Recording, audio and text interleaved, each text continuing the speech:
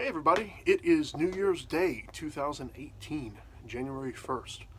Special treat today, you get to see my ugly mug, which you won't see very often, but today is more talking about what's been done on the bike instead of actual progress. So forgive me for that, or get excited for what you're about to see. On this past weekend, Saturday, we were on our way back from Charlotte, so I stopped by Greenville, South Carolina, dropped all this stuff off with Daniel. Daniel does vapor blasting, which is a process I talked about a little bit in the last video. So I'm down here with Daniel. It's Daniel, right? That's right. Okay. Daniel just finished doing the vapor blasting on all my H2 stuff, and it really does look phenomenal. Had some scratching here that I didn't notice because it was covered in paint, so I had to polish that out. I made a schoolboy error here and put a different finish on it, but I'll polish all those. I'm really blown away with the work that he did. A lot of this stuff looks brand new or better than new. He's got his vapor blasting count up there. So you want to tell them how they can get a hold of you for vapor blasting? Meticulousvaporblasting.com. Okay, I'll put up a link there, Yep. meticulousvaporblasting.com.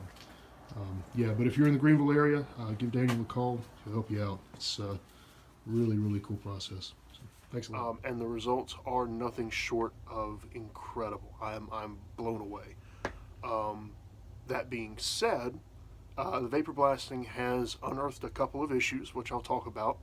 One of which I don't really know if it's an issue, but I'm going to run some of this stuff by Ed and see if Ed is willing to give me a professional opinion. He's been doing this much longer than I have, and like I said, I'm new to air-cooled bikes, I'm new to two-stroke bikes, I'm new to Kawasaki's. So I am learning as we go. So I will trust a lot of this evaluation to somebody who knows a lot more than I do. Anyway, I'm not going to stall any longer. Let's check out the parts that I got back from. I tell you what, this is like the miracle of modern science. These are my 3 cylinders. They are absolutely gorgeous. Here's the middle cylinder. Look at, that's the finish. And I do have a little chip fin there. That is the finish that comes out of that vapor blasting machine. That's raw aluminum. There is no top coat, there's no paint or anything on that. That is just, that's 40-plus-year-old cast aluminum that cleaned up like that. The heads are absolutely beautiful. The cases are what blew me away. If you remember in the last video, this was all grungy and nasty. It is now perfectly clean and pretty much ready to be reassembled. Here's the top case, also just absolutely stunning. Here's my side covers. A couple of issues here which are completely my fault. First off, the guy that I bought this bike from was a painter. I should have known. This was painted black and this was covered in Bondo, the scratches were, so I guess I'll have to polish that out. I'm not going to worry too much about this. I may just leave this as kind of a battle scar reminder. I don't know. My error is I was sanding out some scratches on these, and I went with an entirely too aggressive of a grit. I kind of thought the vapor blasting would take that out. The grit that Daniel was using was much finer, so it just sort of evened it out. So I'll have to do some sort of finish work on there to make that look good. Again, that's my fault completely. That's not a dig on Daniel at all. Daniel did an absolutely beautiful job with this stuff. Now, on to the issue. The big one that I found, which I did not see on the cylinder head before it had been cleaned, is some pretty nasty corrosion. Especially right... Oh, darn it, where is it? Oh, it's down here at the bottom. Right there. That actually goes all the way through, pretty much as deep as that little channel. Some of this over here is not good either. If this were just a sealing surface, I would be tempted to just sand it out, or surface it out. Could probably get most of that out without a problem. However, the thing that really scares me is the corrosion or the detonation damage or whatever. I think it's corrosion because it's out here as well. Inside the combustion chamber itself. That is just asking for hot spots to develop.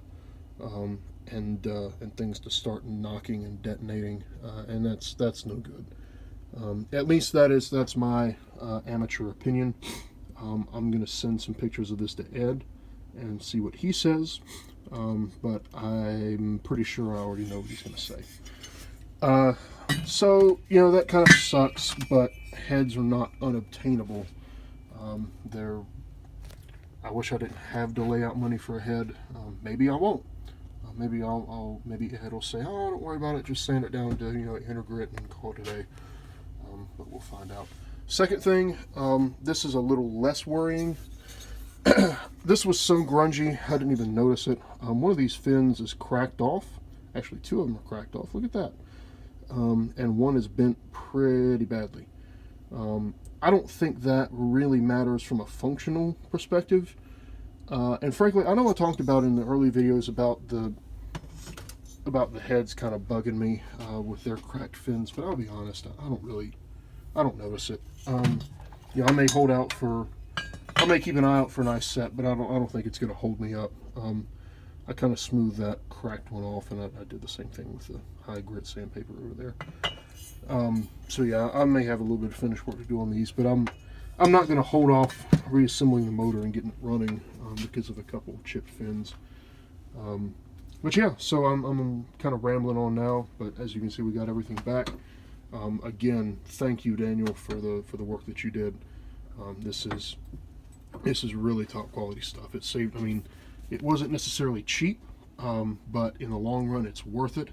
There's no way that I could have achieved this kind of finish and this kind of consistency in my garage. This is something that really had to go out. Anyhow, all right. Well, thanks for watching. I hope I didn't bore you too bad with that one. It may be a while before the next update because the next thing to do is to send this crank off to get rebuilt. That's a pretty quick turnaround time, but again, it's not an inexpensive service. So may have to hold out a little bit before we get that. All right, anyhow, that's where we're at, and thank you for watching. Till next time.